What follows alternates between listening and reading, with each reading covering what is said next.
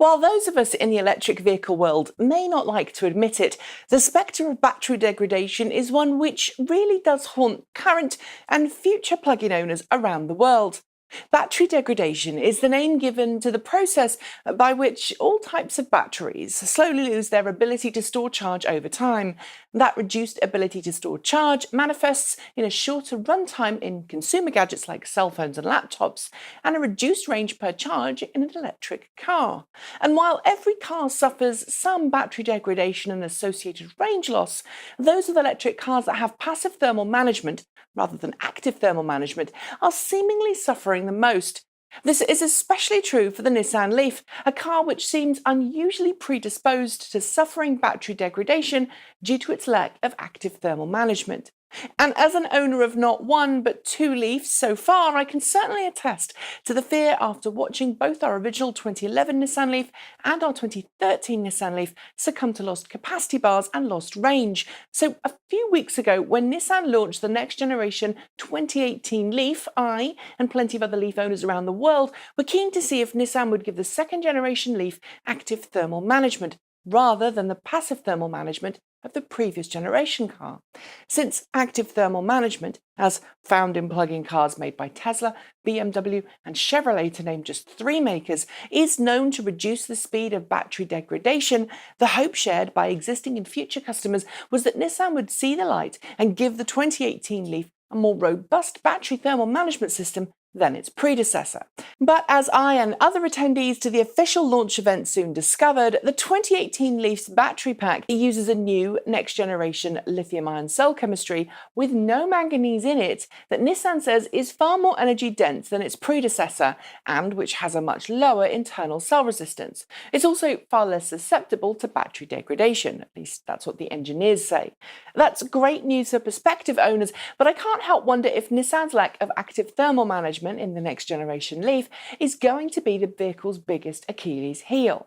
After all, Nissan has gone to great lengths to describe the 2018 Leaf as an affordable car designed to give its customers what it thinks they want, which is a modern family car that happens to be electric and is packed with plenty of useful driver assistance features without breaking the bank. Nissan has even justified the sticker price as one of the reasons that the 2018 Leaf has an expected 150-mile, 240-kilometre range instead of the 200-plus miles of the Tesla Model 3 and Chevrolet Bolt EV. And Nissan is partly right. Putting a 40-kilowatt-hour battery pack should be more than enough for customers in Europe and even parts of North America, where average commute distances are only 20 or 30 miles per day. When combined with appropriate DC quick charging, there's even an argument that you don't really need a larger battery pack, since 150 miles is about the limit of most people's bladders before they need to stop and go to the restroom.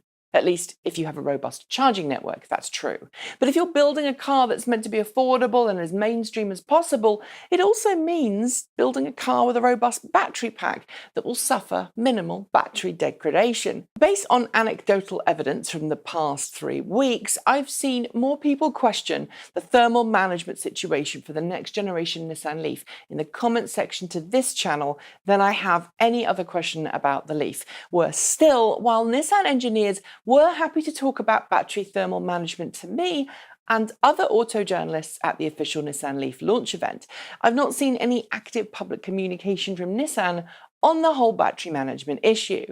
In other words, while it's a big concern for existing and future customers, Nissan doesn't seem all that bothered about explaining how its new battery pack for the Leaf is different to the one before, nor is it explaining why it doesn't feel an active thermal battery management system is needed.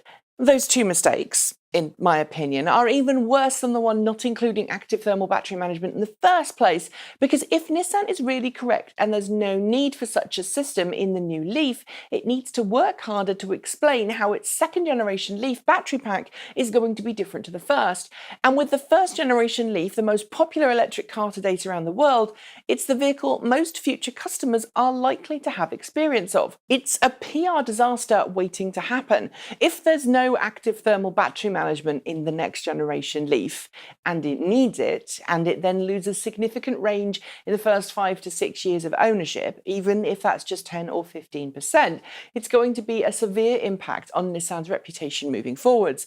And without a robust campaign explaining just why this new battery pack is better than its predecessor, Nissan sales will suffer as existing customers opt to switch to a model with an active thermal management system instead. That's it. Thanks for joining me. See you next time.